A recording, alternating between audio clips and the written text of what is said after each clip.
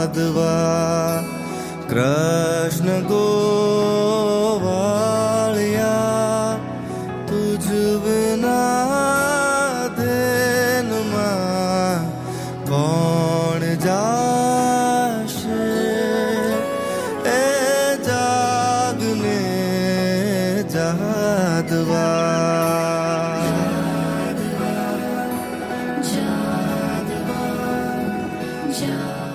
અધ્યક્ષ શ્રી નિરંજનભાઈને વિનંતી કરું છું, એક વાત કદાચ શરત ચૂકતી રહી ગઈ છે, અને એ છે કે આજે પુતળીબાઈનું જે મામેરું છે એમના જે સંપાદક છે એ દીપક મહેતા છે, મુંબઈના છે. અમે એમનો સંપર્ક કર્યો હતો, પણ એમની નાદુરસ્ત તબિયતને કારણે તેઓ ઉપસ્થિત રહી શક્યા નથી.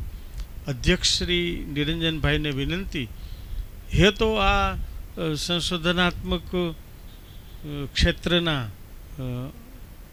જે વરિષ્ઠ એવા વિદ્વાન છે, મને હંમેશા એક વાત એમના વિશે કહેવી ગમે છે, અને તે એ છે કે નિરંજનભાઈ એ સંતવાણીના એક એવા વિદ્વાન છે કે જેમની પાસે જ્ઞાન પણ છે અને ગાન પણ છે.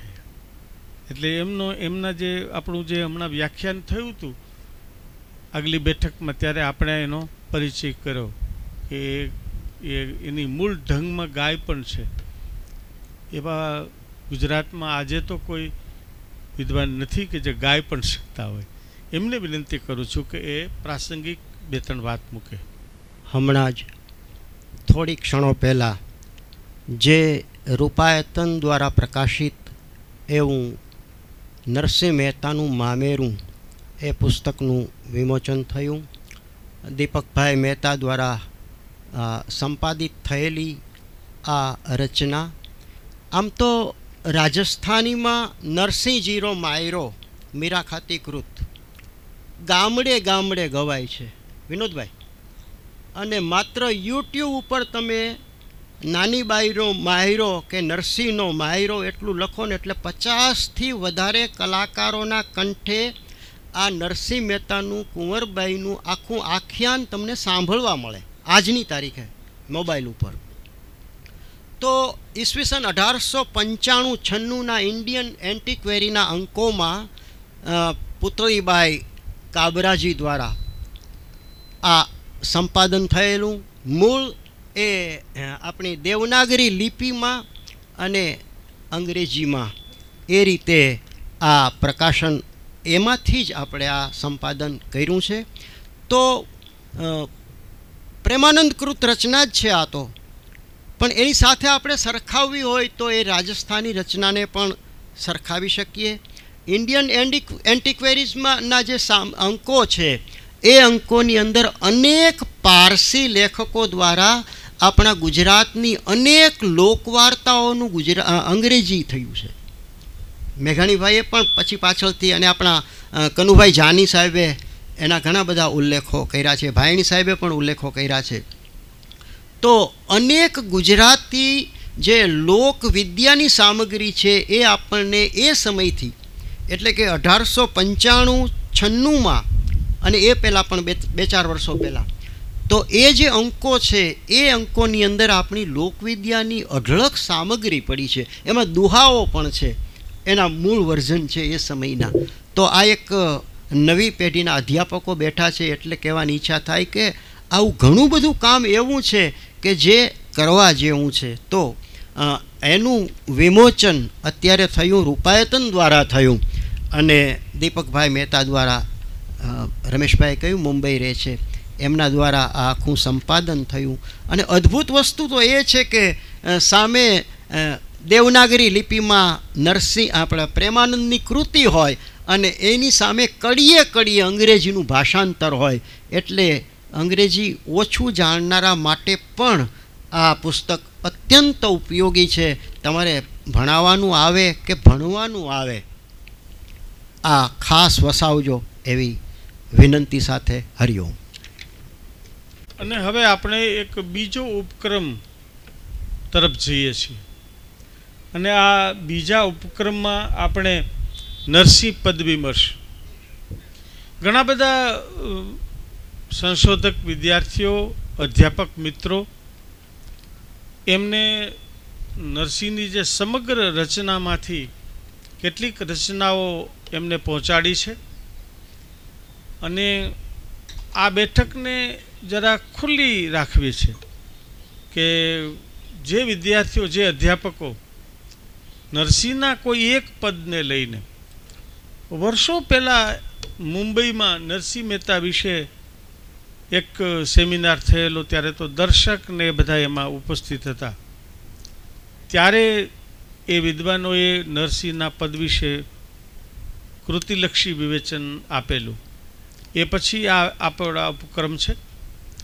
તો હવે પછી હું કેટલાક નામ બોલું છું અને કેટલાક મારા મનમાં છે કે આ મિત્રો બોલે તો સારું, પછીથી આપણે જે સંશોધક છે એમના ઉમળકા પ્રમાણે આપણે આગળ વધીશું.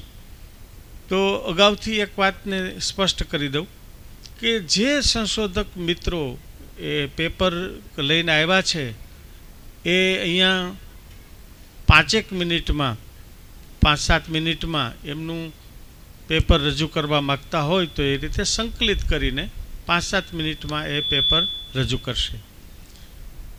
મારા મનમાં જે કેટલાક નામ છે કે અરુણભાઈ કક્કડ, મારા ભક્ત કવિ નરસિંહ મહેતાના મારા સિનિયર પ્રોફેસર, એમને હું વિનંતી કરું છું કે તેઓ આવે અને બીજા મિત્રો છે એ તૈયાર રહે અને આગળ આવી શકે છે જેમને બોલવું છે.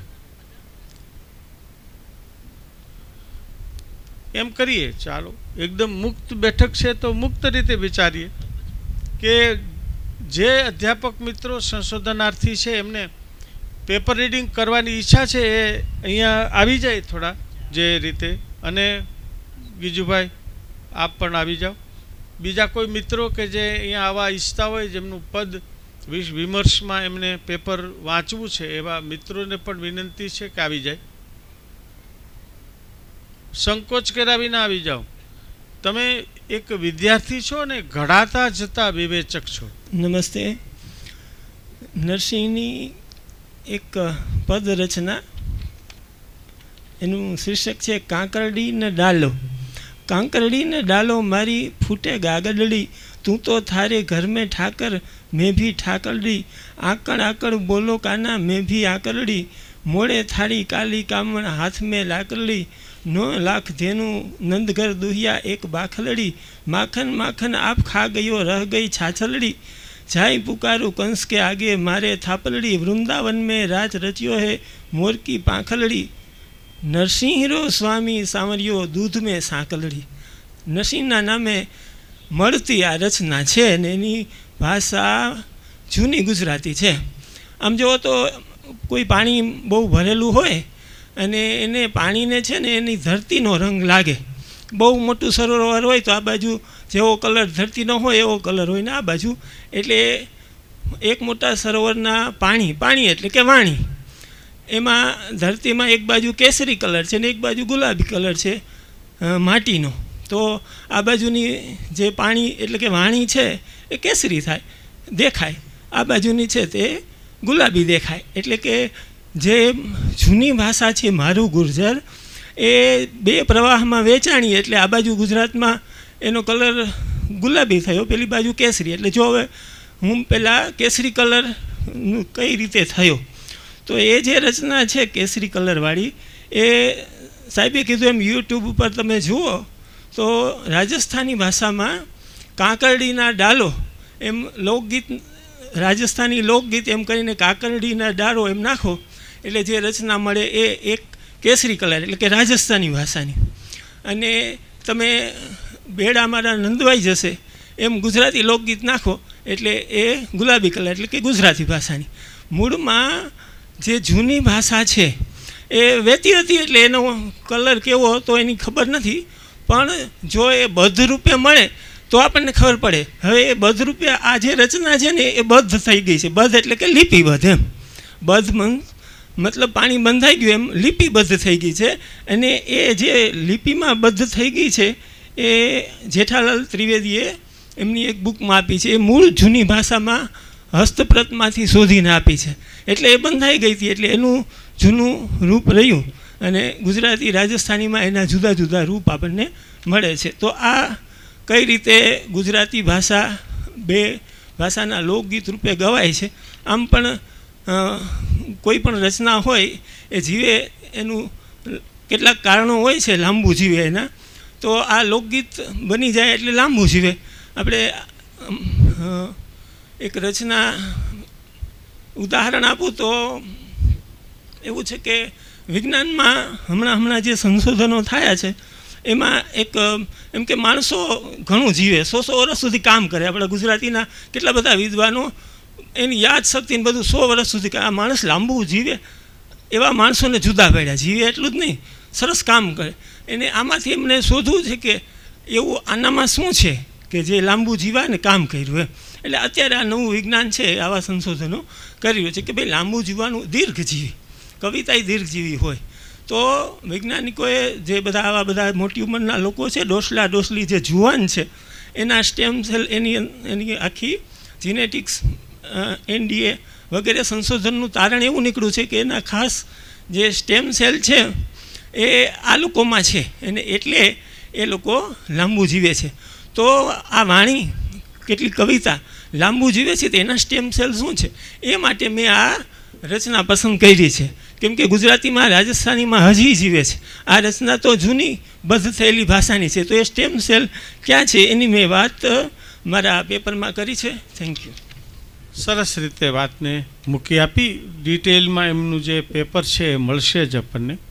ઈચ્છા તો એવી છે કે રૂપાયતન દ્વારા અમે આ જે પદો છે જરૂર લાગશે તો કેટલાક મિત્રોની કાચું વિવેચન હશે તો પાકું કરવા મોકલશું, એને થોડી સલાહ પણ આપશું અને એ રીતે વધુ સારી રીતે થાય તો આપણે પ્રકાશન પણ કરી શકીએ નરસિંહ પદ વિમર્શના નામે. એવી એક ઈચ્છા પણ આની પાછળની છે. કેટલાક મિત્રો એવા પણ અહીંયા હશે કે જેમને નામથી ન ઓળખતો, એટલે મારે એક સૂચના એ આપવી છે કે અહીંયા આવે ત્યારે પોતાનું નામ, પોતે કઈ સંસ્થામાં શું કામ કરી રહ્યા છે એ વાત કરશે અને પછી એમને જે સોંપાયેલું પદ છે એના વિશે પણ એ લોકો પછીથી બોલશે. વિજય. જય ગિરનાર.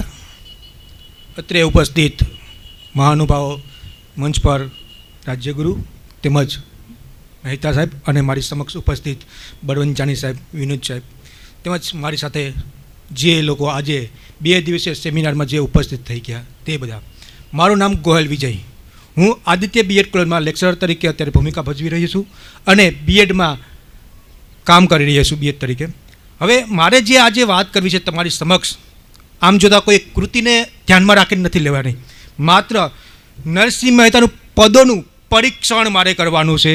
આ વિષય ઉપર વાત કરવી છે કે માત્ર નરસિંહ મહેતા ખાલી એક જ કૃતિને જો મેં ધ્યાનમાં રાખી હોત તો આ સમયને 5 થી 7 મિનિટમાં હું બાંધી શકેત.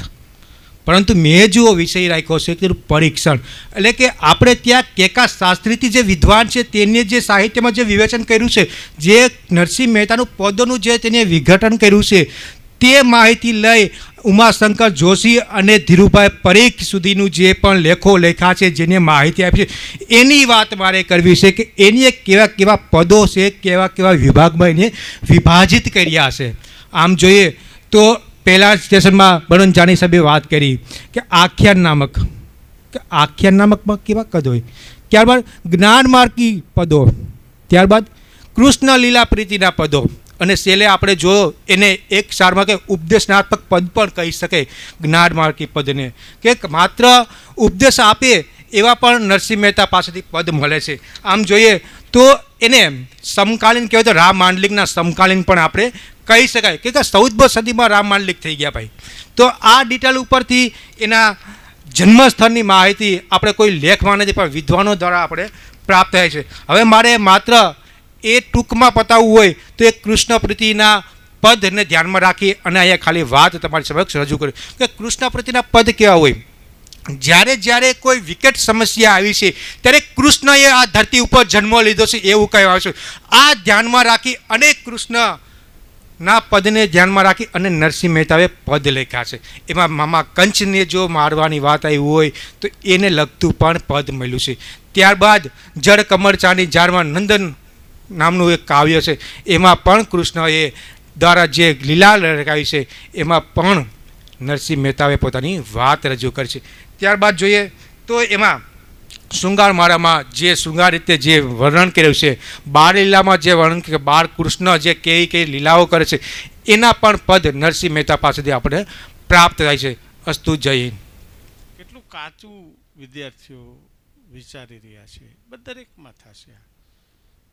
પણ સાથે સાથે એ રીતે પણ આપણે આ વાતને જોવી જોઈએ કે આપણને જો એવી ખબર પડશે કે વિદ્યાર્થીઓ કેટલા કાચા છે તો પછી આપણે એને કેવી રીતે પાકા થઈ શકાય એ કહી શકશું. અત્યારે તો એવી સ્થિતિ છે કે કોણ કેટલું કાચું છે ને એ પણ આપણે તો જાણતા નથી. તો પહેલાં કાચું કેટલું છે એ સમજી લઈએ તો પછી પાકું કરી શકીએ. પાછું પાકા કરવા માટે આપણે એને ટપારી પણ શકીએ. એ રીતે ભૂમિકાએ પણ આ વાતને આપણે જોવી જોઈએ. બીજા મિત્રોમાં વરુણ. અહીં ઉપસ્થિત સર્વે વિદ્વાનો, મંચસ્થ વિદ્વાનોને મારા નમસ્કાર. આ સાથે જ નરસિંહ મહેતા કૃત સુદામા ચરિત્ર ઉપર હું મારો લેખ પ્રસ્તુત કરું છું. આમ તો સુદામાની વાત એ ભાગવતના દસમ સ્કંદમાં આવે છે, પણ ભાગવતના દસમ સ્કંદમાં સુદામાના નામનું કાંઈ પણ ઉલ્લેખ આપણને જોવા નથી મળતો. મૂળ આધાર ભાગવતનો છે એટલે ગુજરાતી, હિન્દી, બંગાળી, રાજસ્થાની એવા અનેક ભાષાઓમાં સુદામા ચરિત્ર ઉપર અનેક કાવ્યો લખાયેલા છે. ગુજરાતીના કવિઓની જો હું વાત કરું તો જગન્નાથ, સુંદર, મોતીરામ, સોમ, કવિ ભીમ, ભાલણ જેવા અનેક કવિઓ. એમાંથી સૌથી પ્રચલિત જો સુદામા ચરિત્ર હોય તો પ્રેમાનંદનું સુદામા ચરિત્ર છે. પણ જ્યારે આપણે નરસિંહ મહેતાના સુદામા ચરિત્રની વાત કરીએ ત્યારે નરસિંહ મહેતાનું સુદામા ચરિત્ર છે તે આ બધા જ ચરિત્રોની અંદર એક વિશિષ્ટ ભાત ઉપસાવે છે અને એનું સ્થાન પણ આખું અલગ છે. નરસિંહના સુદામા ચરિત્રના સુદામા ચરિત્ર પદમાલા સ્વરૂપની અંદર છે અને એની અંદર કુલ 8 પદો આવેલા છે. સુદામા ચરિત્રના બધા 8 પદો એ વિશિષ્ટ છે. આમ તો નરસિંહ મહેતાનું જો સમગ્ર વર્ક આપણે જોઈએ અને એની અંદર આપણે જો વિભાજન કરીએ તો આત્મચરિત્રના પદો, કૃષ્ણ પ્રીતિના પદો, આધ્યાત્મિક અને ભક્તિના પદો જોવા મળે. પણ સુદામા ચરિત્ર છે તે ઉપરનામાંથી કોઈમાં પણ આપણે સમાવેશિત કરી શકાય તેવું લાગતું નથી. નરસિંહ છે એ પોતાનું આ સુદામા ચરિત્ર છે એ પોતાના સહજ સાધ્ય છંદ ઝૂલણા છંદની અંદર મૂકેલું છે અને આ બધા જ પદોની અંદર સંવાદ, ચિંતન અને વર્ણન આ ત્રણેય શૈલી બહુ જ પ્રભાવી રૂપમાં આપણને જોવા મળે છે. જો હું પ્રથમ પદની વાત કરું તો પ્રથમ પદની અંદર સુદામાને કૃષ્ણ પાસે જવા માટે એની પત્ની સમજાવે છે અને એમ કહે છે કે જદુપતિ નાથ તે મિત્ર તમતણા જાવ વેગે કરી કૃષ્ણ પાસે પ્રીત પુરવ તણી હેત ધર સે હરી મનતણા મનોરથ સફળ થશે. આવી રીતના સુદામાની પત્ની એક પોતાના પતિને કેવી રીતના સમજાવી શકાય એ વાતને સહજતાથી મૂકે છે. સાથોસાથ દરિદ્રતાનું વર્ણન તો કરે જ છે, પણ જેમ પ્રેમાનંદે વર્ણન કર્યું, નીચા ઘર ભીતળીઓ પડી શ્વાન માંજર આવે ચડી, આવી રીતના તો સુદામા પાસે એની પત્ની વાત નથી કરતી, પણ એ ભગવાનની કરુણાની વાત કરે છે. અને કરુણાની વાત કરીને એમ કહે છે કે જગપતિ જાદવો ભક્તિવશ માધવો કરશે કરુણા પ્રભુ દીન જાણી ગોમતી સ્નાનથી કોટી અજ્ઞાસ છે નિરખતા કૃષ્ણને પ્રેમ આણી. પછી બીજા પદની અંદર આપણે જોઈએ તો સ્વાભાવિક રીતે જ સુદામાની પત્નીને ખબર પડી ગઈ હતી કે હવે સામે સુદામા કંઈક તો દલીલ કરશે જ. તો આ દલીલ માટે જેવી રીતના સુદામા બોલે છે કે દિવસ ઝાઝા થયા બાળપણ ને ગયા નર પ્રીત નવ પ્રી છે પ્રીત જૂની, કે ઘણા બધા દિવસો વીતી ગયા છે અને એ તો નરપતિ છે, રાજા છે, એ આપણી પ્રીત છે એ ઓળખી કેમ શકશે. દુર્બળ રંક હું ભિક્ષુક બાપડો નવલીએ ચોકસી ખોટી ચૂની, કે જેવી રીતના ઝવેરી છે એ ખોટી ચૂની એટલે કે નથણી લીએ નહીં, એવી રીતના હું દુર્બળ રંક અને ભિક્ષુક છું. એવી જ રીતના આગળ સુદામાની પત્ની છે એને ખબર હતી કે આવા તર્ક આવશે એટલે એ સામે એવી રીતના જવાબ આપે છે કે સ્વામી સાચું કહ્યું બોલવું હવે રહ્યું કંથના વચન તે વેદવાણી. અને આગળ પાછું એમ સમજાવતા કહે છે કે પ્રીતની રીત છે, કે પ્રીતની જે રીત છે તે જાય નહીં વિસરી બાળલીલા તણા ચરિત કહેશે, કે તમે જાઓ આપણે તમારા બાળપણના પ્રીતના જે ચરિત્ર છે એ બધા પાછા તાજા કરો. આ સાથે જ ત્રીજા પદના અંતની અંદર સુદામા એક નવી વાત કરે છે કે નથી કાંઈ ઓઢવા ભેટ લઈને જવા, કેમ કરી જાણશે કૃષ્ણ કામી, દત્ત નથી આપણું વદન લજામણું, જાંચતા લાજુ નરસૈનો સ્વામી.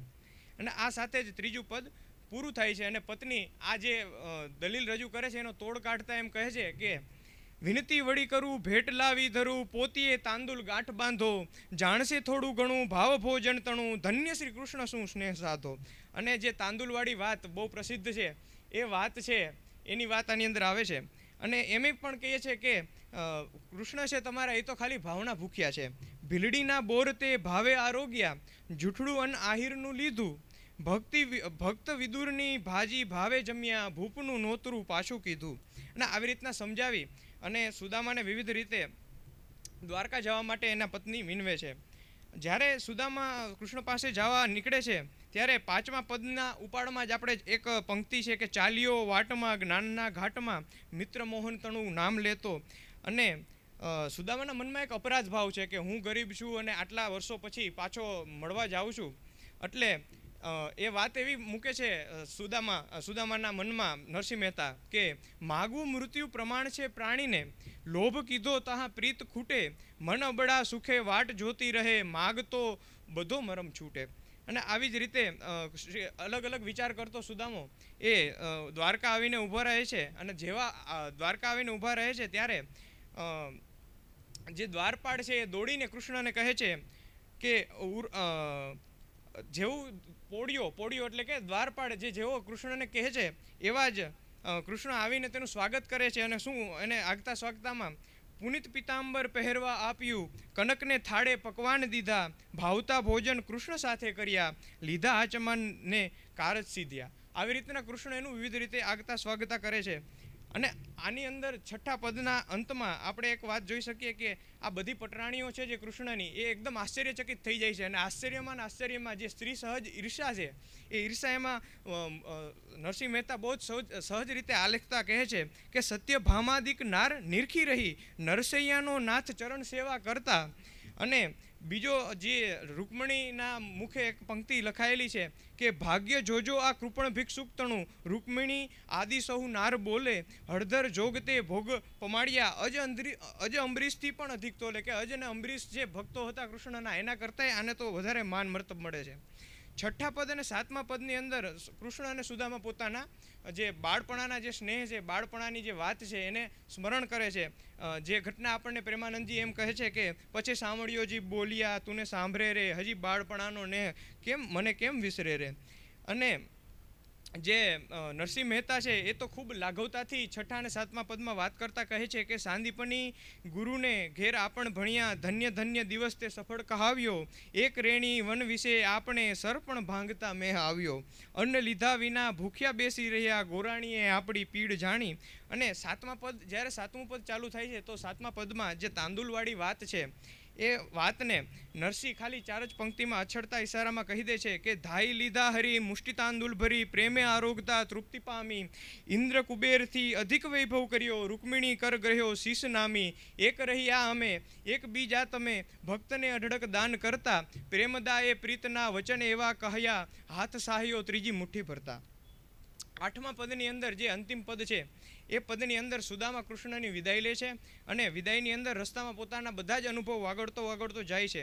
અહીંયા આની અંદર જ્યારે આપણે સુદામાના માનસપટ ઉપર વિચારીએ ત્યારે કૃષ્ણએ પોતાને શું આપ્યું એ વાતની બિલકુલ વિચાર કરતો નથી. એ પોતાની મસ્તીમાં મસ્ત જ રહે છે અને આખા રસ્તે કૃષ્ણના ગુણગાન ગાયા કરે છે. જ્યારે આ જગ્યાએ પ્રેમાનંદે મૂળગા મારા તાંદુલ ગયા એવી કટાક્ષયુક્ત પંક્તિથી ભક્તિની ભૂમિકાને થોડી નીચી બતાવે છે. જ્યારે સુદામાને મુખે નરસિંહ દ્વારા મુકાતી આ પંક્તિ ભક્તિની એક પરાકાષ્ઠા બતાવતા કહે છે કે ધન્ય તું રાયરણ છોડજી, દિન જાણી મુને માન દીધું, નહીં મુજ જોગતે ભોગ મેં ભોગવ્યા, અજ અંબરીશથી પણ અધિક કીધું. અને આમ આખી ઘટના વાગોળતા જ્યારે સુદામા ઘરે પહોંચે છે ત્યારે કૃષ્ણનો ચમત્કાર જોવે છે. અને ચમત્કાર જોતા એકદમ અભિભૂત થઈને એક પંક્તિ નરસિંહ મહેતા મૂકે છે કે જડિત રત્નોમણી ભવન શોભા ગણી, દેવ શું દ્વારકા અહીં લાવ્યો, કે દ્વારકા અહીં આવી ગઈ, કનકની ભૂમિને વિદ્યુમના થાંભલા, અર્કની જ્યોત ઉદ્યોત દિશે.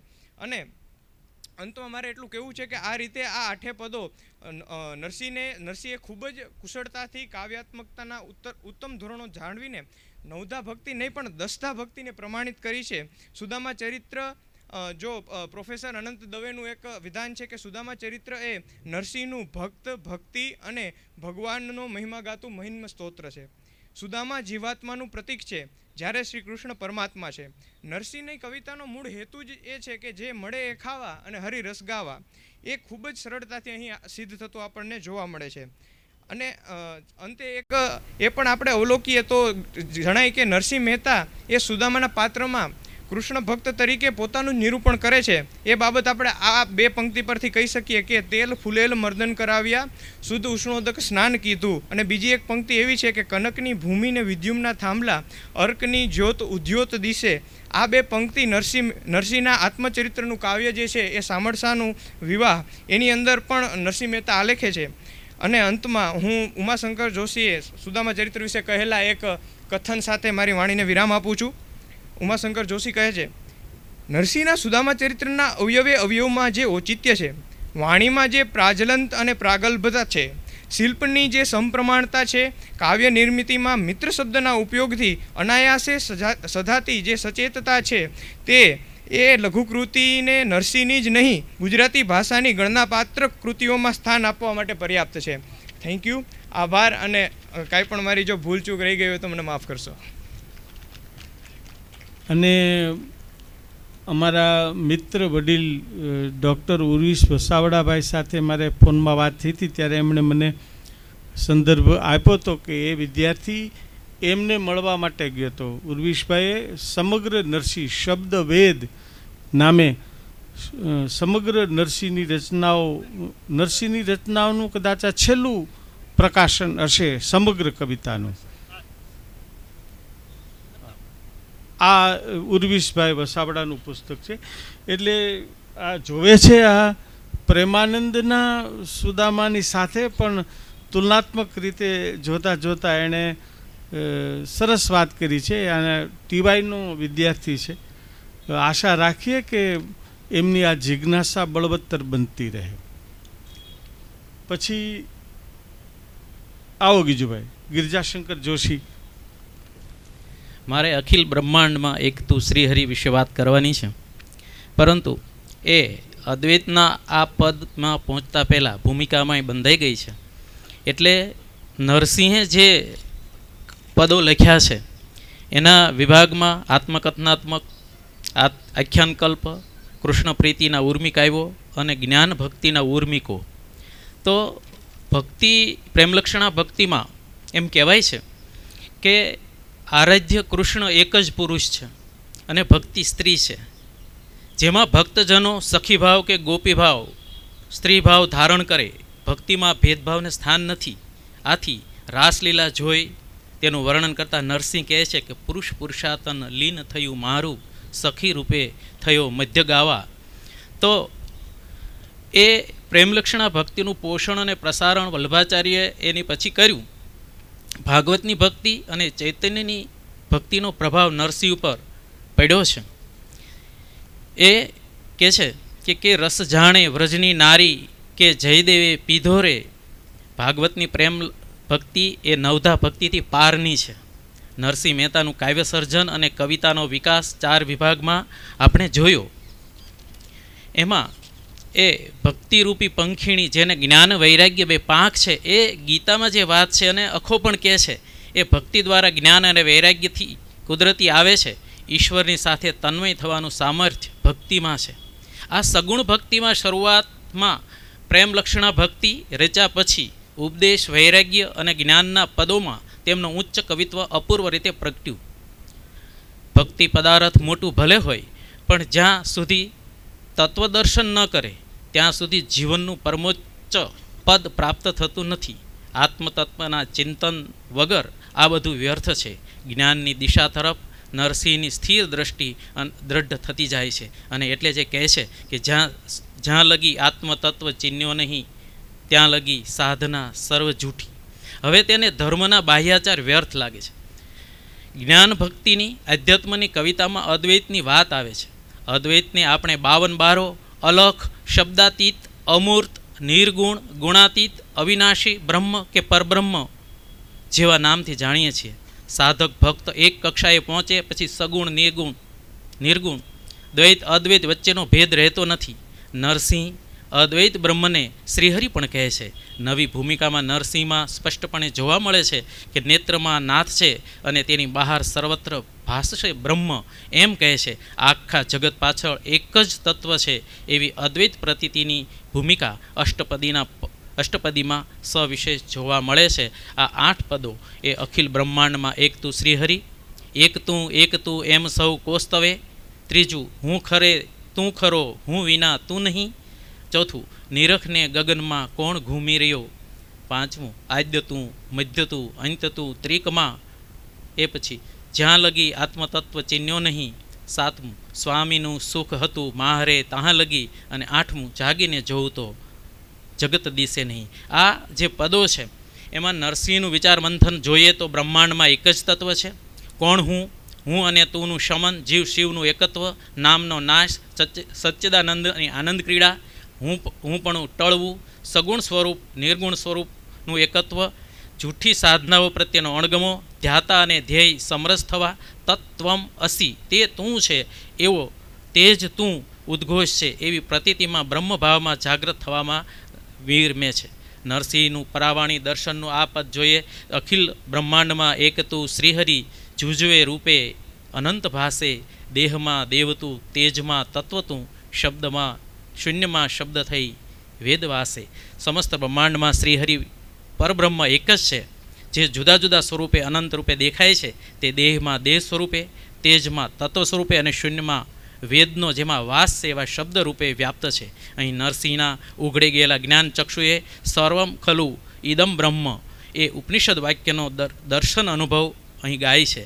એ ભક્તની પ્રકૃતિથી પ્રેરાઈને બ્રહ્મને શ્રીહરિ કહીને સ્તુતિ સંબોધન કરે છે. તો ઉપનિષદની તદેક્ષત એકો અહમ બહુસ્યા પ્રજા પેય મિતિ તેણે સંકલ્પ કર્યો. હું એકનો અનેક થાવ અને વિસ્તરું. પવન તું, પાણી તું, ભૂમિ તું, ભૂધરા, વૃક્ષ થઈ ફૂલી રહ્યો આકાશે, વિવિધ રચના કરી અનેક રસ લેવાને, શિવ થકી જીવ થયો એ જ આશે. આ પરબ્રહ્મ એ પવન, પાણી, ભૂમિ, પર્વત અને વૃક્ષ એમ વિવિધ પ્રકૃતિના તત્વોમાં વિલસી રહ્યો છે. આ તત્વોમાંથી અનેક રસનું પાન કરવા શિવ એ જીવ રૂપે અવતર્યો છે. અહમ બ્રહ્માસ્મિ વેદ તો એમ વદે, શ્રુતિ સ્મૃતિ શાખ દે, કનક કુંડળ વિશે ભેદ ન હોય, ઘાટ ઘડ્યા પછી નામરૂપ જૂજવા, અંતે તો હેમનું હેમ હોઈએ. અહીંયા એક જ ચૈતન્ય બ્રહ્મનું સ્વરૂપ છે. છાંદોગ્ય ઉપનિષદની જે દલિત દ્રષ્ટાંત છે એ વાત નરસિંહ કહે છે. ગ્રંથ ગડબડ કરી વાત ન કરી ખરી, જેહને જે ગમે તેહ પૂજે, મન કર્મ વચનથી આપમાં નીલહે, સત્ય છે એ જ મન એમ સૂજે. એમ અહીં વિવિધ સાધના પદ્ધતિ પૂજાપાઠમાં અટવાણા અને જે સાધનને સાધ્ય માની એણે જે ગમે તે અર્થ કરે, પોતાને જે સાચું લાગે તેને પૂજે, પરંતુ બ્રહ્મની એકતા અને અદ્વિતીયતાની ખરી વાત લોકો સુધી પહોંચી નહીં. અને આગળ કહે છે કે વૃક્ષમાં બીજ તું, બીજમાં વૃક્ષ તું, જોવું પટંતરો એ જ પાસે, ભણે નરસૈયો એ મન તણી શોધના, પ્રીત કરું પ્રેમથી પ્રગટ થશે. હકીકતમાં બીજમાંથી વૃક્ષ અને વૃક્ષમાંથી બીજની ઐક્ય સંબંધ ધરાવે છે. તેમ પરબ્રહ્મ એક છે, અદ્વૈત છે. માટે નરસિંહ કહે છે કે શુદ્ધ મનથી હું પ્રીતિ કરું છું, પ્રેમથી પરમ તત્વ પ્રગટ થશે. આમ કહે છે એમાં નરસિંહનો દ્રઢ શ્રદ્ધાભાવ પ્રગટ થાય છે. આમ પોતાને થયેલા બ્રહ્માનુભવની સહન અનુભૂતિ, તત્વજ્ઞાનની ગહન વાત સુગમતાથી એ રજૂ કરે છે. અહીંયા આ જ્ઞાનના પદમાં પ્રેમલક્ષણા ભક્તિ કે પુષ્ટિ સંપ્રદાયના વિશિષ્ટ અદ્વૈત કે શુદ્ધ અદ્વૈતને અતિક્રમી જઈ શાંકર વેદાંતનું કેવલ અદ્વૈતનું અદ્ભુત કાવ્ય સૌંદર્યનું દર્શન થાય છે. આખા વિશ્વમાં બ્રહ્મ વ્યાપ્યો હોય છે. નરસિંહના આ પદમાં કેવી સરળ, પ્રાસાદિક અને ચિત્ત આકર્ષક કાવ્ય બાણીમાં વ્યક્ત થાય છે. આખા વિશ્વના પદાર્થોને આવરી લઈ એકરૂપ જોવામાં નરસિંહની આધ્યાત્મિક દૃષ્ટિનું દ્રષ્ટિસ્ફૂર્ત સ્વરૂપ કાવ્યમાં આલેખાયું છે. ઝૂલણા છંદમાં લખાયેલા આ પદ ઉપમા રૂપક દ્વારા મૂર્તતા પામવાની શક્તિ, લય, ભાવને અનુરૂપ ભાષા એમના પદમાં સહજ રીતે આવે છે. આમ નરસિંહનું આ પદ ગુજરાતી ભાષા હજી પૂર્ણપણે ઘડાઈ ન હતી એ સમયે એમણે કરેલું પ્રદાન એ ગુજરાતી કવિતામાં એક મહત્ત્વનું યોગદાન છે. એમણે લખેલ આત્મવૃત્તાંતના પદોથી જ્ઞાન ભક્તિ સુધીના પદોનો વિકાસ વિસ્તાર જોતા નરસિંહની કવિતા અને તેમના જીવનની ઉર્ધ્વગતિ જોઈ શકાય છે. નરસિંહ મહેતા ઐતિહાસિક દૃષ્ટિએ ભલે આદિકવિ ન હોય, પરંતુ એમણે ગુજરાતી ભાષાના કોષને સમૃદ્ધ કર્યો છે. એમણે તત્વજ્ઞાનને કવિતામાં ઉતાર્યું છે. આથી ગુજરાતી ભાષા અને એમના ભાષકો ધન્યતા અનુભવે છે. અસ્તુ. વચ્ચે થોડીક સૂચના પણ આવતી જશે. તો એમાં એક સૂચના એવી છે કે જે નરસિંહધામમાં જે વડીલો મિત્રોનો ઉતારો છે નરસિંહધામમાં, એમને માટે એક એમ છે કે તમારી જે 4 વ્હીલ હોય તો અહીંયા રાખજો, અને અહીંનું જે વાહન છે એની વ્યવસ્થા કરી છે એમાં તમે જાજો. એટલા માટે કે આવતીકાલે સવારે ત્યાં ગિરનાર આરોહણ અવરોહણ સ્પર્ધા છે. એટલા માટે ત્યાં નરસિંહધામ આપણું જે ઉતારો છે ને એની આગળ એ ત્યાંથી અંદર પ્રવેશ નહીં મળે.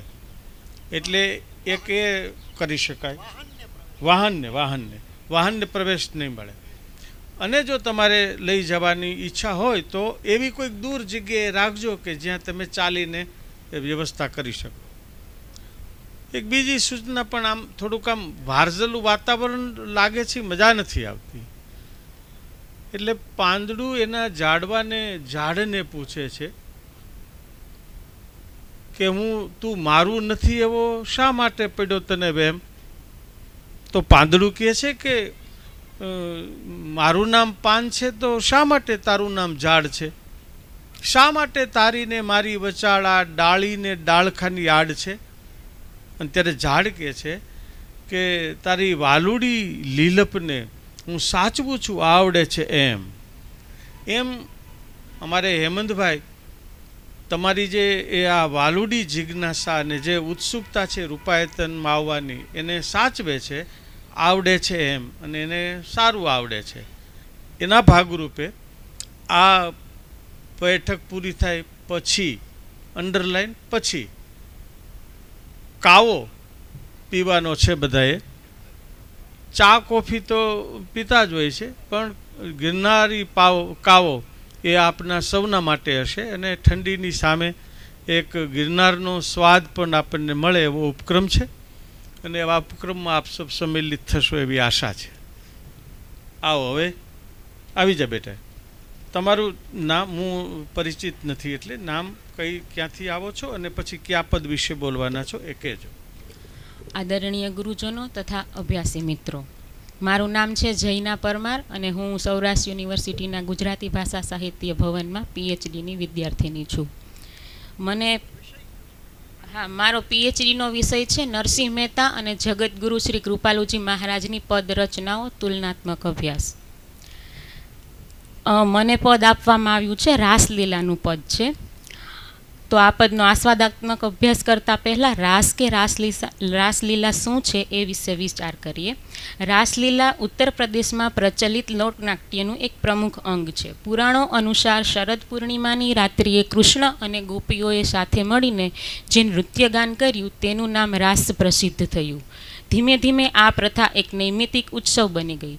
ત્યારબાદ ભક્તિકાળમાં રાધા કૃષ્ણની પ્રેમ ક્રીડાઓનું જે પ્રદર્શન થતું હતું, જેમાં આધ્યાત્મિકતાની પ્રધાનતા રહેતી હતી, જેનો મૂળ આધાર સુરદાસ તથા અષ્ટછાપ કવિઓના પદ અને ભજન હતા, જેમાં સંગીત, કાવ્યનો રસ અને આનંદ આ બધી વસ્તુઓ રહેતી હતી. આપણા મધ્યકાલીન સર્જક દયારામ પણ વલ્ભાચાર્ય પ્રણીત પુષ્ટિ સંપ્રદાય સાથે જોડાયેલા હતા. તેમણે આપેલા પદો પણ સાહિત્યમાં ગરબીના નામે ઓળખાય છે. આમ ધીમે ધીમે રાસની પ્રથા ચાલુ થઈ અને છેક આજ સુધી પણ જોવા મળે છે. મને પદ આપવામાં આવેલું છે વહાલા મારા વૃંદાવનને ચોકે વહેલા પધાર જોરે લોલ, ગોકુળ ગામ તણી વ્રજનાર કે વેગે બોલાવ જોરે લોલ, અમને રાસ રમ્યાના કોડ કે નાથ સંગ બેલડી રે લોલ, લેવા મુખડાના મકરંદ કે મળી તેવડી રે લોલ, રૂડું જમનાજી કેરું નીર કે તટ રળિયામણો રે લોલ, રૂડો બંસીવટનો ચોક કે ચંદ્ર સોહામણો રે લોલ, મળ્યો વ્રજવનિતાનો સાથ કે તાળી દે હાથ સૂરે લોલ, મનીની મદમત ભીડે બાથ કે કોમળ ગાત શુરે લોલ, ફરતી ગાન કરે વ્રજનાર કે વચમાં શ્રી હરિ રે લોલ, કંકણ ઝાંઝરનો ઝમકાર કે ઘમકે ઘૂઘરી રે લોલ, જોવા મળ્યા 14 લોક કે ઇન્દ્ર ત્યાં આવ્યા રે લોલ, રૂડા પારિજાતકના પુષ્પે કે પ્રભુને વધાવ્યા રે લોલ, બ્રહ્મા રુદ્ર ધરે એનું ધ્યાન કે પાર પામે નહીં રે લોલ, નાચે નરસૈયો રસમગ્ન કે જોઈ લીલા નાથની રે લોલ. પ્રસ્તુત રાસલીલાના પદમાં બ્રજાંગનાઓ શ્રી કૃષ્ણને રાસ રમવા માટે વૃંદાવનમાં બોલાવે છે એ વાતનું આલેખન કરવામાં આવ્યું છે. ગોકુળ ગામની વ્રજનાર કહે છે કે અમારા વહાલા, તમે વૃંદાવનમાં રાસ રમવા માટે જલ્દી પધારો. અમને અમારા નાથ સાથે બેલડીમાં રાસ રમવાની અભિલાષા છે. એવા અમારા પ્રભુના મુખારવિંદનું પાન કરવા માટે અમે સરખે સરખી ગોપીઓ ભેગી થઈ છે. અહીં સુંદર યમુનાનું નીર અને તેનો તટ અતિ રણિયામણો છે તથા બંસીવટનો ચોક પણ રૂડો છે.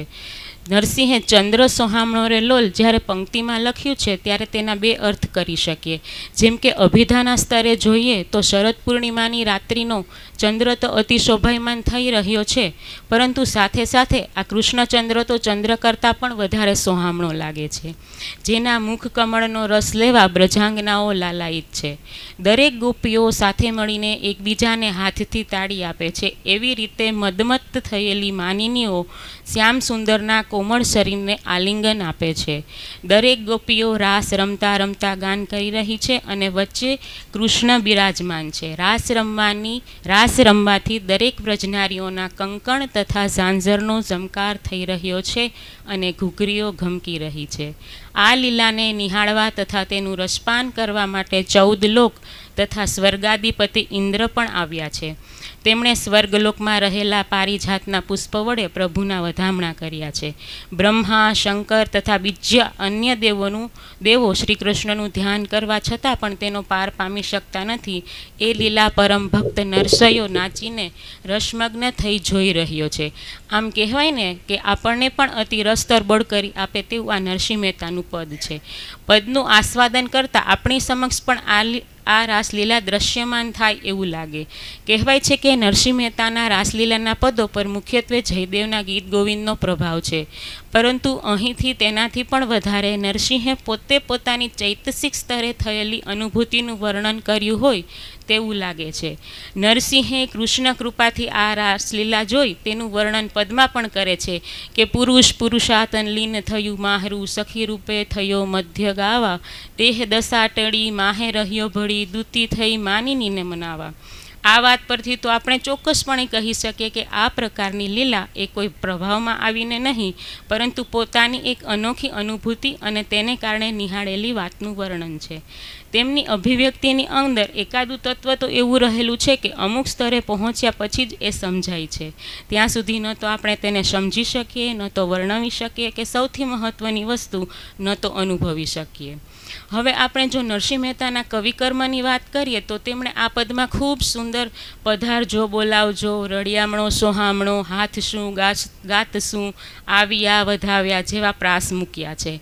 એ સિવાય બીજી એક વાત એ છે કે સામાન્ય રીતે નરસિંહ મહેતાના પદનો લય ઝૂલણામાં હોય છે, પરંતુ આ પદનો લય જરા જુદો છે. પદની પંક્તિને અંતે આવતું રેલોલ એક પ્રકારના રાસ કે ગરબાનો લય કે ઢાળ હોય એવું સૂચવે છે. આગળ વાત કરી એમ ચંદ્ર સોહામણો એટલે કે શરદ પૂર્ણિમાનો ચંદ્ર અને એક કૃષ્ણરૂપી ચંદ્ર એમ 2 અર્થ સિદ્ધ થાય છે. માટે ત્યાં જાણે કે શ્લેષ અલંકારનો પ્રયોગ થયો હોય તેવું લાગી રહ્યું છે. પારિજાતના પુષ્પ વડે ઇન્દ્રએ પ્રભુના વધામણા કર્યા એ તો ખરું જ, પરંતુ પારિજાતનું પુષ્પ આપણી મનોકામના સિદ્ધ કરનારું પણ ગણાય. એટલે આપણે એવો અર્થ પણ લઈ શકીએ કે પારિજાતના પુષ્પ દ્વારા ગોપીઓની પણ શ્રી કૃષ્ણ સાથેની રાસ રમવાની મનોકામના પૂર્ણ થઈ છે. આવી કવિકર્મની દ્રષ્ટિએ પણ તેમનું પદ ઉત્તમ કોટીનું છે. આ ઉપરાંત એક વાત એ પણ છે કે તેમણે પદની અંતિમ પંક્તિમાં નાથ શબ્દનો પ્રયોગ કર્યો છે. નરસિંહ મહેતાએ પોતાના ઘણા બધા પદોમાં આ શબ્દ વાપર્યો છે, જેમ કે નરસૈયાના નાથ પાસેથી નાગણે નાથ છોડાવ્યા. તો અહીં પ્રયોજાયેલો નાથ શબ્દ એ નરસિંહ મહેતાનું કોઈ નાથ સંપ્રદાય સાથેનું જોડાણ બતાવે છે કે માત્ર પોતાની રીતે જ આ શબ્દ પ્રયોગ કર્યો છે એ ખ્યાલ મનમાં આવે. કારણ કે જૂનાગઢ અને ગિરનાર એ વર્ષોથી અઘોરતંત્ર અને ગોરખનાથના નાથ સંપ્રદાયનું કેન્દ્ર છે.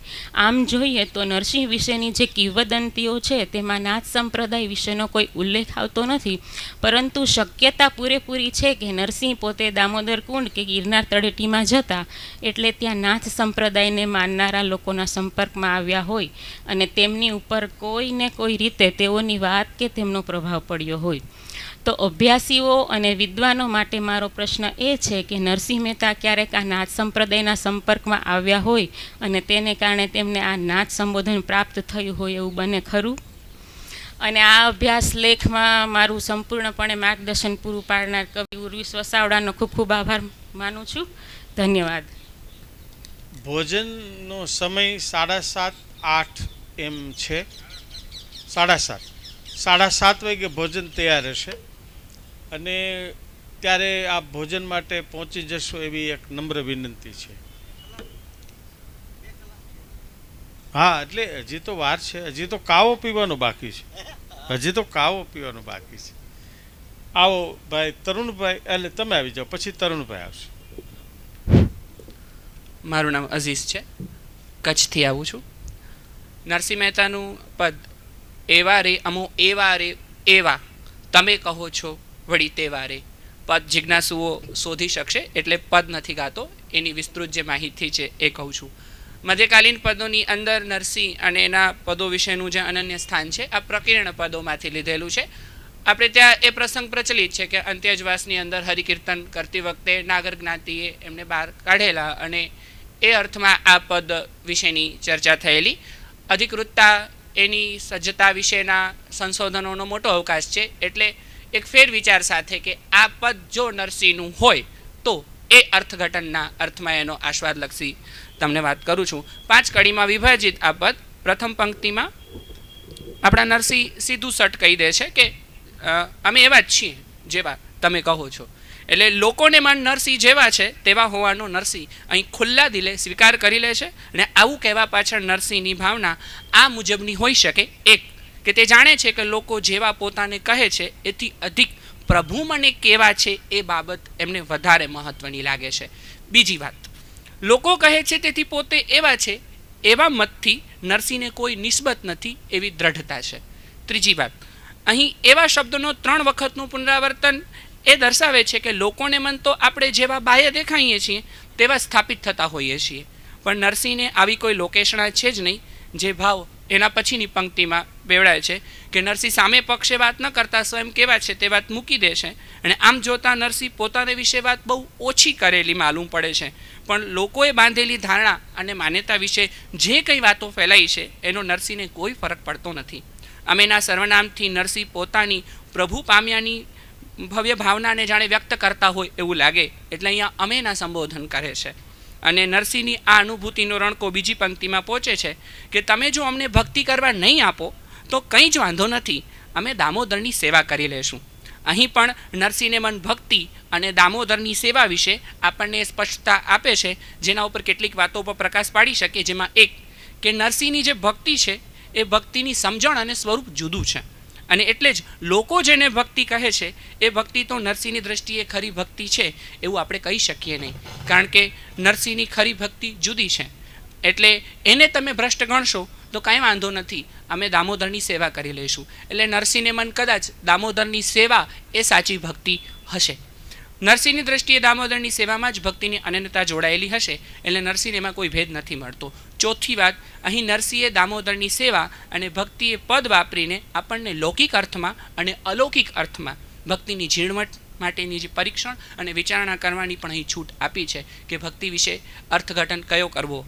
હવે નરસિંહનું મન હરિરસમાં બંધાણું છે, એટલા માટે નરસિંહ કહે છે કે જેનું મન જેની સાથે બંધાયું હોય તેને તેવું દેખાય. એટલે આમ પણ પ્રભુ ભક્તિમાં મનનું સ્થાન અગત્યનું હોય છે. એટલે કહે છે કે પહેલાં હતું એવી રીતનું મન, પણ હવે હરિરસથી માદું થઈ ગયું છે. એ હરિરસ માતું એટલે કે સભર થઈ ગયું છે. આમ પણ તમે હારમાળાના પ્રસંગમાં જુઓ તો ભક્ત અને ભગવાનનો સંબંધ કેટલો અનન્ય હોય એમ, કે એટલે સુધી કે ભક્ત ભગવાનને પણ કહી શકે કે સાર કર સાંભળા મેલ મને આમળા ઉઠ ગોપાળરાય અસુર જાય, તારા ગળાનો હાર મારા ગળામાં નાખતા તારા રે બાપનું શું જાય. આટલું પણ ભક્ત ભગવાનને કહી શકે એટલી કેટલી એમની અનન્યતા હશે ભક્ત માટેની કે એમને પણ એ કહી શકે છે.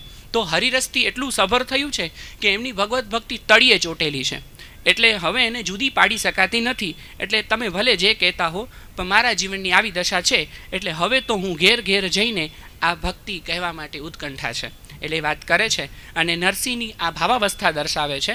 ભક્ત અને ભગવાન વચ્ચેનો આ અવિની ભાવ અહીં જોડાયેલો છે. પૂર્વે આ દશા નહોતી, પણ હવે આ દશા થઈ ગઈ છે એવું નરસિંહ પ્રગટ કરે છે. એટલે કહે છે કે હવે રહેવાતું નથી, એટલે ઘેર ઘેર તો હું પ્રભુ ભક્તિ ગાઈશ. નરસિંહ આ વાતને આગળ ચલાવતા મૂકે છે કે સઘળા જગતમાં જો મને ભૂંડો કહેતા હો તો કંઈ વાંધો નથી, હું ભૂંડા કરતાં પણ ભૂંડો છું. પણ પોતાની જાતને તો સ્વીકાર કરવા તૈયાર છે. અને આ પંક્તિનું અર્થઘટન એ કરી શકાય, એક અહીં હું એક ભૂંડો એમ કહીને હું સાથેના અહમ અને અહંકારનું સૂચન પણ નરસિંહ કહે છે કે ભક્તિના ક્ષેત્રમાં હું નથી ચાલતો. એટલે હું અર્થમાં ભૂંડો, એટલે હું શબ્દ નીકળી જવો જોઈએ.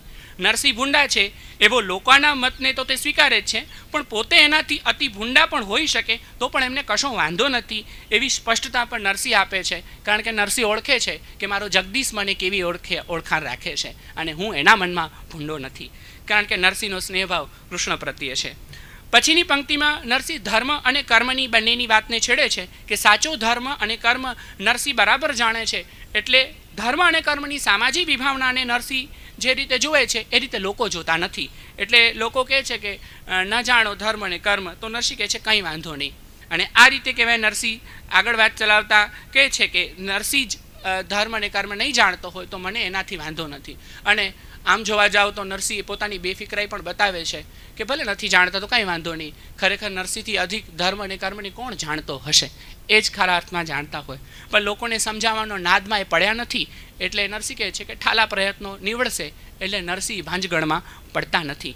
નરસિંહ પોતાની વાતને આગળ ધપાવતા છેવટની પંક્તિમાં એમ કહે છે કે લોકો એમને હલકા કર્મનો ગણતા હોય તો ભલે રહ્યા, કારણ કે નરસિંહ જાણે છે કે કૃષ્ણની ભક્તિ અને તો જો અંત્યજવાસમાં જઈને પણ કહેતા હશે તો એમાં પણ એમને ફરક નથી. પણ નરસિંહને ફરક ત્યાં પડે છે કે જો તમે હરિજનથી દૂર રહેશો તો તમારા ફેરા ફોગટ ઠાલા રહે.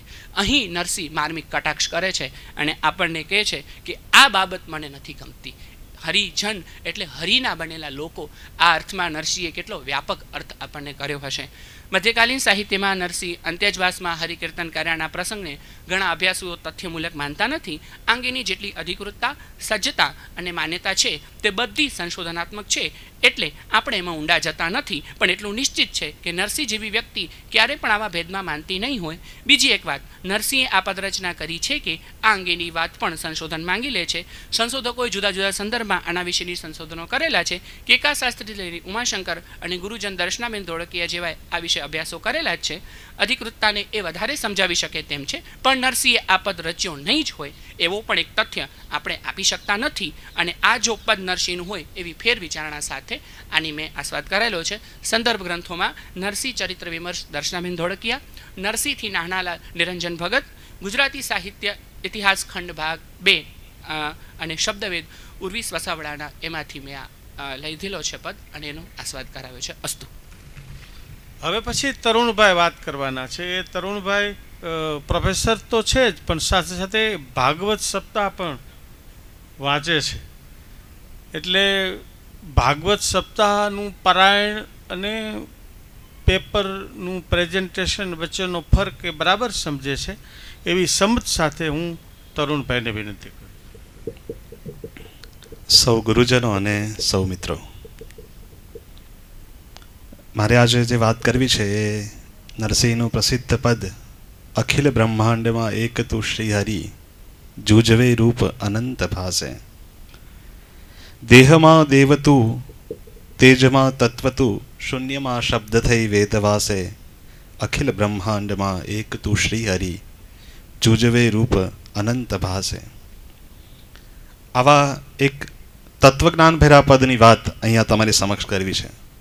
જ્યારે લગભગ 500-700 વર્ષ પૂર્વે સંદેશા વ્યવહારના જે ટાંચા સાધનો હતા ત્યારે પણ ગુજરાતી શબ્દને જેમને પ્રમાણ્યો છે, વૈશ્વિક પરિચય જેમને કરાવ્યો છે ગુજરાતી શબ્દનો, એવો મધ્યકાળનો ઝળહળતો દીપક એટલે નરસિંહ.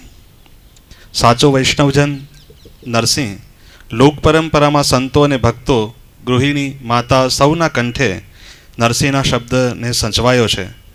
નરસિંહને સંવેદનશીલ હૃદય વારસામાં પ્રાપ્ત થયું છે. એની અણિશુદ્ધ વૈષ્ણવ વિચક્ષણ બુદ્ધિનો સ્પર્શ કરાવી જાય એવી છે. નરસિંહ જન્મોની કમાઈ લઈ અને જન્મેલો કવિ છે. તે માગણી કરે છે તે પણ દિવ્ય કરે છે. આપને પણ જે દુર્લભ છે તે મને આપો. અને ત્યાંથી એમની કૃષ્ણ ભક્તિની પરંપરા શરૂ થાય છે. આ માગણીમાં એની ભોળપ નથી, પણ વાગીશ્વરીનું વરદાન આપણને દેખાય છે.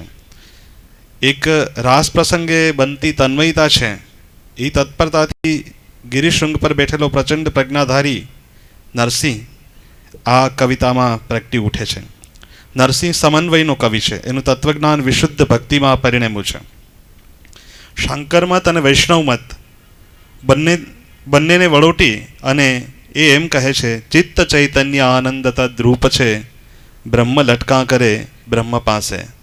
તો આ વાત જ્યારે કરે નરસિંહ, ત્યારે આપણને ભાગવતની ધ્રુવસ્તુતિ યાદ આવે. યોંતઃ પ્રવિશ્ય મમ વાચમિમામ પ્રસુપ્તા સંજીવયત્યખિલ શક્તિધર સ્વધામના.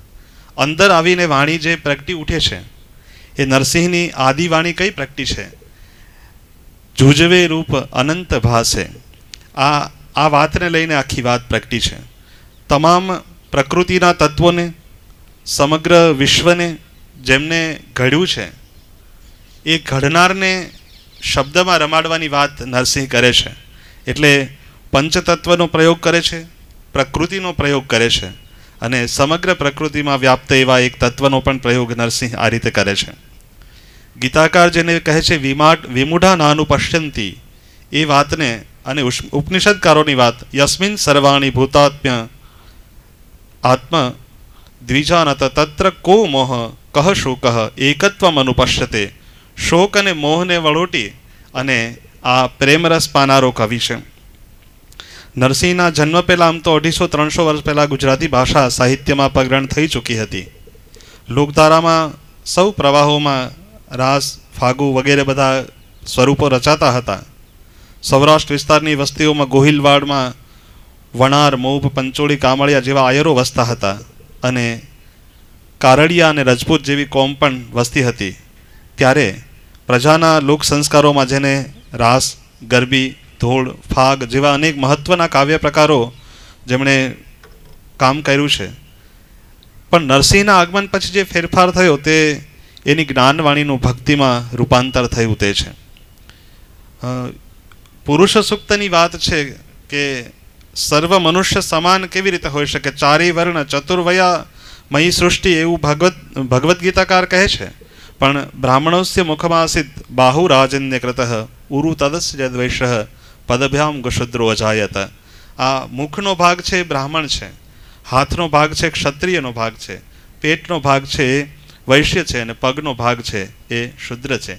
એક જ મનુષ્યમાં ચારેય વર્ણની સમાનતા હોય તો મનુષ્યને જુદો ગણવો કેમ? એટલે નરસિંહ સમાનતાની વાત કરનારો કવિ છે. અને એ એમ કહે છે કે ઘાટ ઘડિયા પછી નામ રૂપ જુજવા, અંતે તો હેમનું હેમ હોય. તો આવી નરસિંહની જ્ઞાનવાણી જે છે, ગુજરાતી કવિતામાં એમનો આવિષ્કાર નરસિંહની કવિતાથી આ ભક્તિ યોગ પ્રબળ બન્યો છે. જ્ઞાન, ભક્તિ અને વૈરાગ્યની વાત કરનારો આ કવિ એ જીવનને નકારતો નથી, એ જીવનની અનેક ઊંચાઈને જુએ છે. એટલે તો નરસિંહ વિશે કનૈયાલાલ મુનશી કહે છે કે આ કવિ આર્ય અને સંસ્કારિતાનો ઉદ્ગાતા નરસિંહ ગુજરાતમાં અજોડ છે. સમૃદ્ધ અને વૈવિધ્યભરા શબ્દ ભંડોળ તેમજ સબળ અને સૌંદર્યસભર ભાષાના કારણે એમણે આપેલા વારસાએ આપણા સાહિત્ય પર પ્રબળ પ્રભાવ પાડ્યો છે. એના ભક્તિ અને જ્ઞાનના પદોમાં એની શૈલી ઉત્તમ રૂપમાં પ્રગટે છે. નરસિંહે નિજી અનુભવના કારણે ભક્તિનું પદ મેળવ્યું છે, અને એની કવિતામાંથી, અનુભૂતિમાંથી પ્રગટેલું ઉદ્ગીત. નરસિંહને તો કવિ થવાનો સ્વપ્ને વિચાર નહોતો, પણ એની જાતને પારેવાની પાંખથી હળવા રાખીને કૃષ્ણલીલાના પદોમાં એમને કૃષ્ણ ભક્તિનું વાત્સલ્ય સંવેદન દેખાયું છે. કૃષ્ણલીલાના ભક્તિ પદોમાં એમને ભક્તિ સાથે જ્ઞાન પ્રગટ કરી અને કવિતાને સાંસારિક શૃંગારથી અધ્યાત્મની ઊંચાઈ સુધી લઈ જવાનો પ્રયાસ કર્યો છે. આમ તો આ જ કવિતા વિશે ઘણું બધું લખ્યું છે, 8 પાના છે, પણ મારે સંક્ષેપમાં વાત કરવાની છે.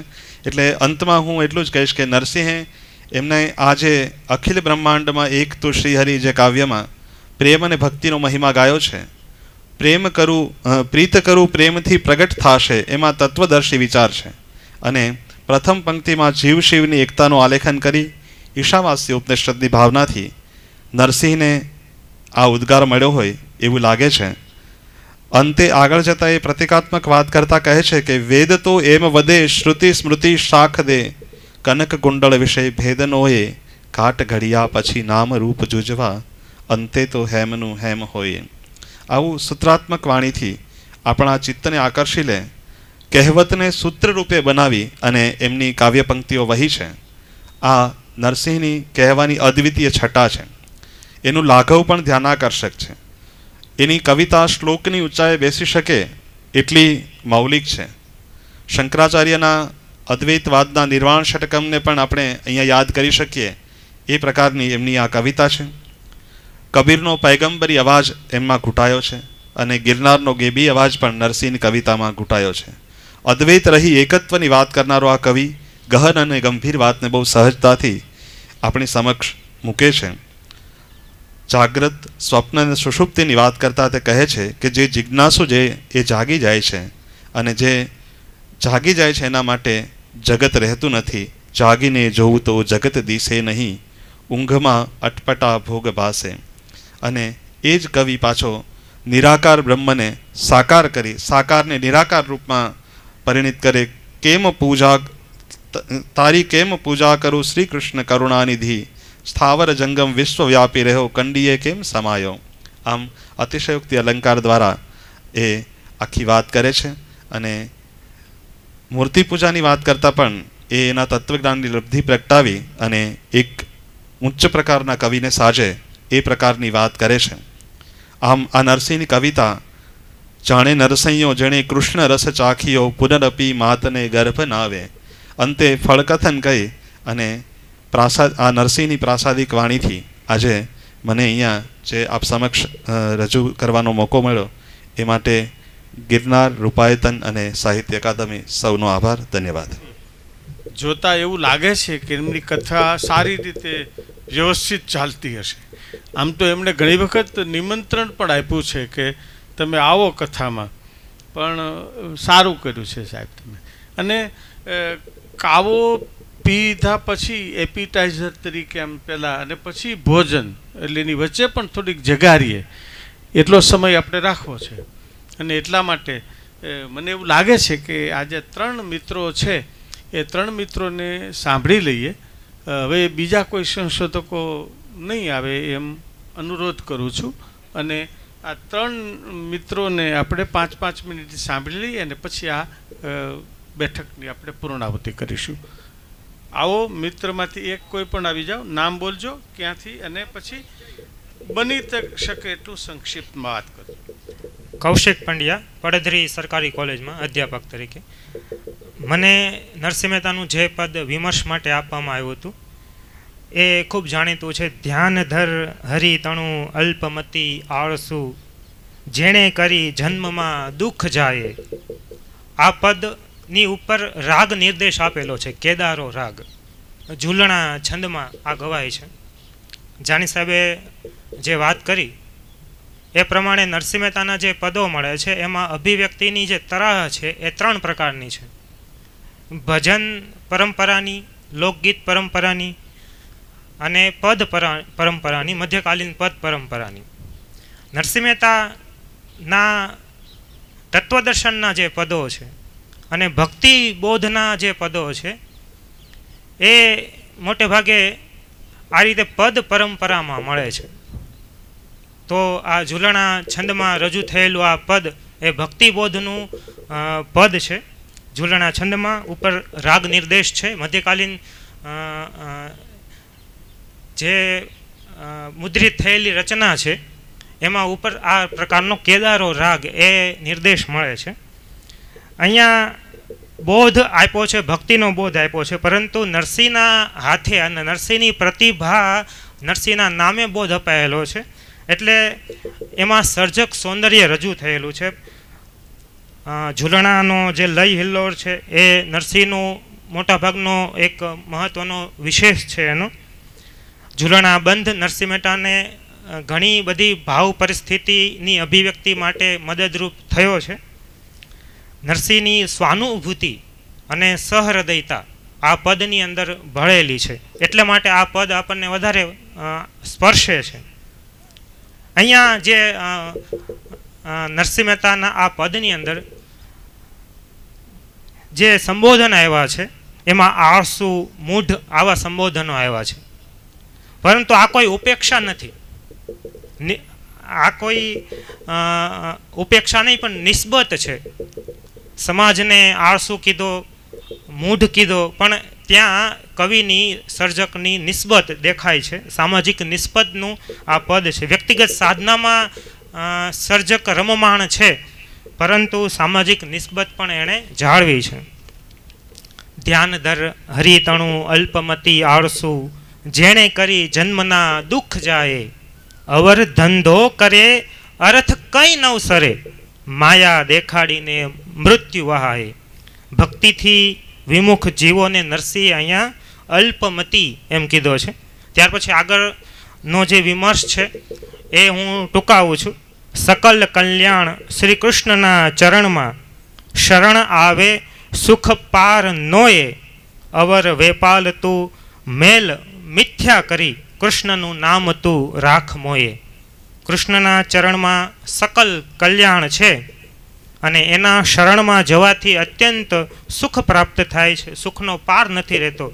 એમ નરસિંહે અહીંયા નામ જાપનું, નામ સ્મરણનું મહત્વ બતાવ્યું છે. માત્ર નામ જાપથી જ સકલ કલ્યાણ થાય છે. અને અવર વેપાલ તું મેલ મિથ્યા કરી એમ કીધું છે. પટક માયા પરી અટક ચરણે હરી, વટકમાં વાત સુણતા જ સાચી, અને આશનું ભવન આકાશ સુધી રચ્યું. મૂઢ જો મૂળમાં ભીત કાચી, આશનું ભવન આકાશ સુધી રચ્યું. મૂઢ જો મૂળમાં ભીત કાચી, અંગ જો બન ગયું પલિત પિંજર થયું, તોય લહેતો નથી કૃષ્ણ કેવું. ચેતરે ચેત દિન ચાર છે દાવના, ચેતરે ચેત દિન ચાર છે દાવના, લીંબુ લહેકાવતા રાજ લેવું. તો આ રીતે નરસિંહ મહેતાએ કાયાને પિંજર, ખખડી ગયેલું પિંજર કીધું છે. અને આમ છતાં હરિસ્મરણ તરફ વળતો નથી. માનવીના પ્રમાદીપણાને કવિ ચાપખા મારે છે અને દિન ચાર છે દાવના એમ કહીને ચેતવે છે. સરસ ગુણ હરિતણા, જે નરે અનુસર્યા, તે તણા સુજશ તો જગત બોલે. નરસૈયા રંકને પ્રીત પ્રભુ શ્રી ખરી, અવર વેપાર નહીં કૃષ્ણ તોલે. તો આ રીતે જે માનવીએ જીવનની અંદર હરિના ગુણ ગાયા છે, હરિનું સ્મરણ કર્યું છે, એનું જગતે યશગાન કર્યું છે. ધ્રુવ, પ્રહલાદ વગેરેનો સંદર્ભ નરસિંહે આપ્યો છે. તો આ રીતે હરિસ્મરણ સિવાયની પ્રવૃત્તિનો કોઈ અર્થ નથી અને અન્ય જે કામકાજ છે એ માત્ર વેપાર છે. એ રીતે કૃષ્ણનું નામ એ જીવનનો સાર છે. એ પ્રકારનો ભક્તિબોધ નરસિંહે આ પદને આપ્યું છે. અસ્તુ. નામ ભીમસિંહ ગાગિયા, સૌરાષ્ટ્ર વિશ્વવિદ્યાલયમાં PhD નો સ્ટુડન્ટ છું. મારો સંશોધનનો વિષય છે ગુજરાતી સાહિત્ય કૃતિ આધારિત થયેલી ફિલ્મોની સમીક્ષા. પસંદગીના સમીક્ષકો છે અમૃત ગંગરજી છે, યાસીન દલાલજી છે, અભિજીત વ્યાસજી છે વગેરે. જ્યારે આગ લાગે ને ત્યારે ફાયર બ્રિગેડને ફોન કરવાનું મન થાય. મન તો ન થાય પણ ઇમરજન્સીમાં કરવો પડે. ખબર પડી કે સેમિનાર છે અને ફટાફટ સાહેબને ફોન કર્યો તો કે મારી પાસે પદ હતા એ ખૂટી ગયા. તો જે હાથ લાગ્યું એ રજૂ કરું છું. આમ તો નરસિંહ મહેતાનો સમયગાળો ને બધું કીધું, પણ એક વાત ખાસ એ પણ છે કે ગુજરાતમાં પહેલો વૈષ્ણવ અને જો કવિ કોઈ કહેવાતો હોય તો એ નહીં, કૃષ્ણ ભજવા. શું કવિ હોય તેણે સદગ્રંથ બાંધવા, દાતાર હોય તેણે દાન કરવું. પતિવ્રતા નારીએ કંથને પૂછવું, કંથ કહે તે તો ચિત્ત ધરવું.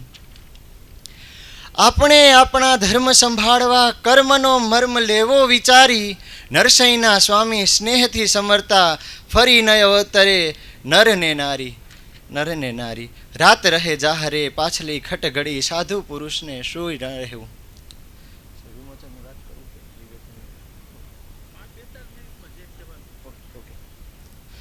તો આ પદ છે એમાં આપણે આમ તો જોઈએ તો વાંચીએ ત્યારે જ અથવા તો સાંભળીએ ત્યારે જ આપણને ખ્યાલ આવી જાય છે કે જ્યારે કૃષ્ણ ભક્તિ અથવા તો પ્રભુ ભક્તિમાં કોઈને મન લાગે છે અથવા તો જ્યારે તે તલ્લીન થાય છે ત્યારે એમની પરિસ્થિતિ શું હોય છે.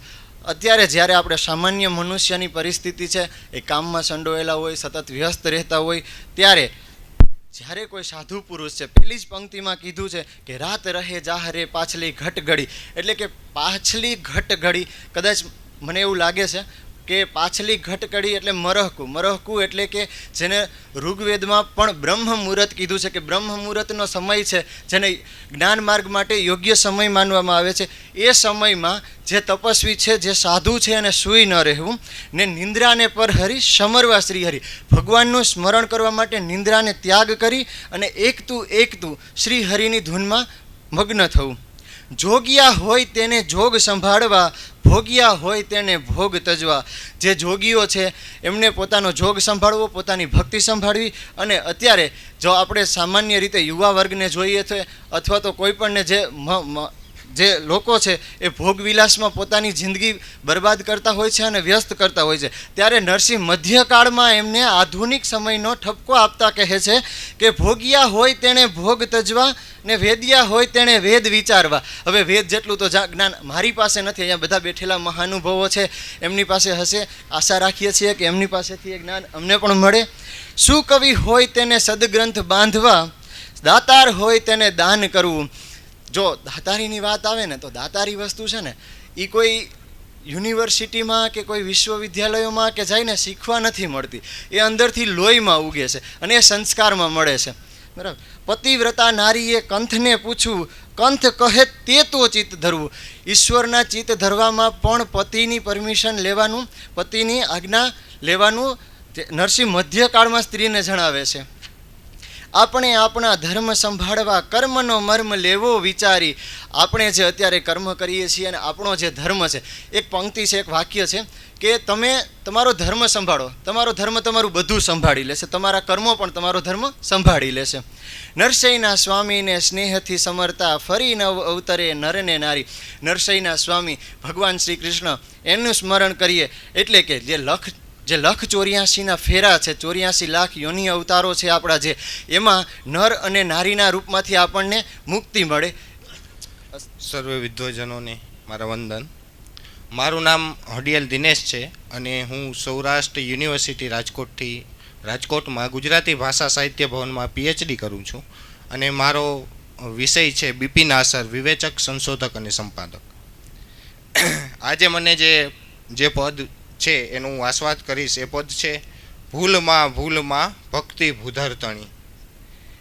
આ પદનો આસ્વાદ લક્ષી અભ્યાસ છે હું રજૂ કરું છું. પદ છે એનું પઠન નથી કરતો, પણ આ જે પદ છે કે ભૂલમાં ભક્તિ ભૂધરતણી, કારમી માયા જોઈ કારે હરખો, સ્વપ્નની વાતમાં શું રે રાચી રહ્યો, પ્રેમ દ્રષ્ટે કરી હરી નિરખો. એટલે આ પદ છે એ કૃષ્ણ ચરિત્રનું અને ભક્તિનો મહિમા કરતું પદ છે. આ પદ છે એ નરસિંહ મહેતાએ ઝૂલણા છંદમાં લખેલું છે અને એની પ્રથમ પંક્તિમાં જ છે એ વર્ણાનુપ્રાસ અને શબ્દાનુપ્રાસ જેવા અલંકારોનો એને ઉપયોગ કર્યો છે. કવિશય કહે છે કે ભૂલમાં ભક્તિ ભૂધરતણી, કારમી માયા જોઈ કારે હરખો, સ્વપ્નની વાતમાં શું રે રાચી રહ્યો, પ્રેમ દ્રષ્ટે કરી હરી નિરખો. એટલે કવિ છે એ કહે છે કે ભાઈ દરેક જે જીવ માત્ર છે એને ભક્તિ કરવા માટે છે એ પ્રેરે છે અને ભક્તિ છે એ જ આમ તો મનુષ્યનું છે એ શ્રેષ્ઠ કર્તવ્ય છે એમ કહી અને ભક્તિનો મહિમા છે એ આમ પ્રથમ પંક્તિઓમાં ગાયો છે. આ સંસાર છે એ માયારૂપી ઝાડથી ઢંકાયેલું છે અને આ નકામા સંસારના વૈભવ વિલાસ જોઈ અને તું આટલો હરખાઈ શા માટે રહ્યો છે એવું કવિ કહે છે. આ સંસાર તો એક સ્વપ્ન જેવું છે. અન્ય એક પદમાં કહે છે ને કે જાગીને જોઉં તો જગત દિશે નહીં, ઊંઘમાં અટપટા ભોગ ભાસે. એવી આ જિંદગી છે, તેમાં તું શા માટે રાંચી રહ્યો છે. કવિ પ્રેમ દ્રષ્ટિથી બધે નિરખવાનું કહે છે. બરાબર. અને બીજા એક પદમાં પણ કહે છે ને કે ભાઈ અખિલ બ્રહ્માંડમાં એક તું શ્રી હરિ જુજવે રૂપે અનંત ભાસે વિવિધ રચના કરી. આગળ એ કહે છે કે ભાઈ આ જગતના સર્વ રૂપમાં છે ઈશ્વર રહેલો જ છે, પણ એને પ્રેમની દ્રષ્ટિથી જોવાની જરૂર છે, તો છે એ ચોક્કસ એનો સાક્ષાત્કાર થશે. એટલે કવિ અહીંયા કહે છે કે પ્રેમ દ્રષ્ટિથી બધે નિરખવાનું છે એ વાત કરે છે. આ સૃષ્ટિના દરેક પદાર્થ રૂપે ઈશ્વર રહેલો જ છે, માત્ર એને પ્રેમ દ્રષ્ટિથી જ પામી શકાય છે. હરિને જોવા છે એ આંખોમાં નિર્મળ પ્રેમ છે એ જોઈએ, માટે જ તેનો એ પદમાં છે આ જે અખિલ બ્રહ્માંડમાં પદ છે એમાં પણ એ વાત કરે છે. આગળ છે એ કવિ કહે છે બીજી પંક્તિઓમાં કે સાને તે દેહ ધરી સમરને શ્રી હરિ, સાને તે દેહ ધરી સમરને શ્રી હરિ, આવ્યો સંસારમાં શું રે કરવા, માયાની જાળમાં મોહ પામી રહ્યો, અવની પર અવતર્યો ભારત ભરવા. એટલે અહીંયા છે એ આગળ કવિ કહે છે કે હે જીવ, તે દેહ શા માટે ધર્યો છે, વિવિધ રચના કરી અનેક રસ લેવાને, શિવ થકી જીવ થયો એ જ આશે. એ પદમાં પણ અખિલ બ્રહ્માંડમાં પદમાં પણ કહે છે કે ભાઈ ઈશ્વરને આ બધું પર્વતો નદીઓ માણસ આ બધું બનાવ્યું શા માટે બનાવ્યું છે, તો કે એણે પૃથ્વીમાંથી જે વિવિધ પ્રકારના રસો છે એ મેળવવા હતા, એટલે કીધું છે કે ભાઈ વિવિધ રચના કરી અનેક રસ લેવા અને શિવ થકી જીવ થયો એ જ આશે. એવી જ રીતે આ સંસારમાં તું શું કામ આવ્યો છે, દેહ ધર્યો છે તો શ્રી હરિનું સ્મરણ કરી લે. મકરંદ દવે પણ એને એક ભજનમાં કહે છે કે ભજન કરે તે જીતે રે મનવા, ભજન કરે તે હારે, ભજન કરે તે જીતે. એ જ રીતે અહીંયા પણ નરસિંહ મહેતા છે એ કહે છે કે દેહ ધર્યો છે તો તું શ્રી હરિનું સ્મરણ કરી લે. આ સંસાર રૂપી માયાજાળમાં ફસાઈને ધરતી પર માત્ર ભારરૂપ થવા કરતાં ભક્તિ કરી અને તારું હૃદય છે એ વિશુદ્ધ કર, અને એ વિશુદ્ધ કરી લીધા પછી આ ધરતીને તારો ભાર છે એ નહીં લાગે. ભોજો ભગત પણ એમના એક પદમાં એક ચાબખામાં કહે છે તેમ કે પ્રાણિયા ભજી લે ને કીર્તા, રાતો સપનું છે સંસાર. આગળ છે એ કવિ કહે છે કે ભક્ત કારણ જોને ભૂધરે દેહ ધરી, ભાવે ભરવાડની છાસ પીધી, શંકર ઉગારીને ભસ્માંગંદ માર્યો, આપી કૈલાસ ઉમિયારે દીધી. ગીતામાં પણ કીધું છે ને કે પરિત્રાણાય સાધુનામ વિનાશાય ચ દુષ્કૃતામ, ધર્મ સંસ્થાપનાર્થાય સંભવામી યુગે યુગે. બરાબર, જેવી રીતે સંત છે જે સજ્જન માણસ છે એને તકલીફ પડશે ત્યારે હું ભૂમિ ઉપર અવતાર ધારણ કરીશ. એટલે અહીંયા પણ છે નરસિંહ મહેતા કહે છે કે ભક્તને કારણ એ દેહ ધારણ કરે છે, શરીર ધારણ કરે છે તો એ ભક્તને કારણ કરે છે. માટે જ ઈશ્વર છે આ શરીર ધારણ પૃથ્વી ઉપર અવતરે છે, તે ઈશ્વર તો ભાવનો માત્ર ભાવનો ભૂખ્યો છે. નરસિંહ મહેતા શ્રી હરિનું સાચા હૃદયથી સ્મરણ કરવા માટે કહે છે. એ માટે પૂરા કથાઓનો પણ એ અહીંયા આધાર લે છે અને કહે છે કે ભગવાને ભરવાડના ભાણેજ છે થઈ અને તેમની છાશ પીધી હતી. અને બીજી પણ અહીંયા એક પૂરા કથાનો આધાર લે છે કે ભાઈ પેલું કે ભસ્માસુર નામનો જે રાક્ષસ હતો એણે શિવની ઉપાસના કરી અને પ્રસન્ન કરી અને જે 2 વરદાન માગી લીધા હતા, બરાબર, કે ભાઈ એક ઉમિયાજી છે એને માગી લીધા અને બીજું એવું વરદાન માગ્યું હતું કે હું જેની પર હાથ મૂકું એ બળી અને ભસ્મ થઈ જાય. એટલે પછી છે એ ભગવાને વિષ્ણુએ છે મોહીની અવતાર ધારણ કરી અને જે એને મોહ પમાડી અને ખુદ એની ઉપર જ હાથ મુકાવી અને એને પોતાને જ ભસ્મ છે એ કરાવી નાખ્યો હતો. એ પૂરા કથાનો પણ અહીંયા આધાર લે છે અને કહે છે કે ભસ્માસુરે જ્યારે શિવને પ્રસન્ન કરી અને તેની પાસેથી ઉમિયાજી તથા જેમની પર તે હાથ મૂકે તે ભસ્મ થઈ જાય એવા વરદાન મેળવી લીધા હતા, ત્યારે ભગવાને મોહિની અવતાર ધારણ કરી તેને મોહ પમાડી તેમની માથે જ હાથ મુકાવી ભસ્મ કરી દીધો હતો. એ પછી શિવજીને ઉમિયા તથા કૈલાસ છે એ પાછા અપાવ્યા હતા. અને અંતે છે એ કવિ કહે છે કે દેહ દમન ખટકર્મથી વેગળો, સાધના વાળો ન યજ્ઞ યાગે, નરસૈયાનો સ્વામી સબળ વસ ભક્તિને, અવળ ઉપાય નહીં દેહ ત્યાગે. અહીંયા દેહ દમન એટલે કે શરીરને કષ્ટ આપવા, બરાબર, જે સંસારના જે ઝંઝાળો છે, બરાબર, જેમ કે ઉપાસના કરવી, બરાબર, વ્રતો કરવા, એને પાખંડ ગણે છે, બરાબર, અને વેદનો રસ્તો છે ને એને અનુસરવા છે એ અહીંયા કવિ કહે છે. એટલે કહે છે કે સાધના વાળો યજ્ઞ યાગે, નરસૈયાનો સ્વામી સબળ વસ ભક્તિને. બરાબર, અહીંયા સરસ વાત કરી છે અને ભક્તિ શૃંગાર ભક્તિની પરાકાષ્ઠા છે દર્શાવી છે કે ભાઈ અહીં સબળ ઈશ્વર અને ભક્ત તે બંને પક્ષે સબળ હોવા જોઈએ. એટલે કીધું છે ને કે પ્રીત પણ સમુવડિયા સાથે જ છે એ શોભે. એટલે અહીંયા અંતે કીધું છે કે સબળ ભક્ત જ ઈશ્વરને વશ કરી શકે અને ઈશ્વર પણ તેમને પ્રીત કરનારા સબળને જ છે એ પોતાના હૃદયમાં છે એ સ્થાન આપે છે.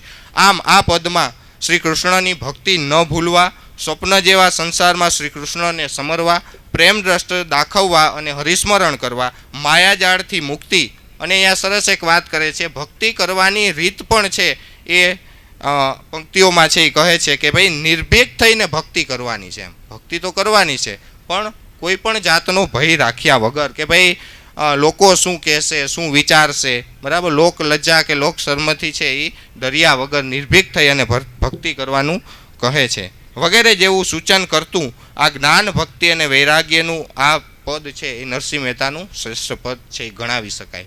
અસ્તુ. તો અહીંયા એ વિશેષ બેઠકની પૂર્ણાવતી. ઘણા બધા મિત્રો તો કાવા સુધી પહોંચી ગયા છે. આપણે પણ જલ્દી પહોંચીએ 7:30 ભોજન માટે અને પછી આવતીકાલે સવારમાં તમને બધાને જે ફાઇલ છે એની અંદર સમય આપ્યો છે એ સમયસર આપણે શરૂ કરીશું. ત્યાં સુધી રજા લઈએ. આભાર.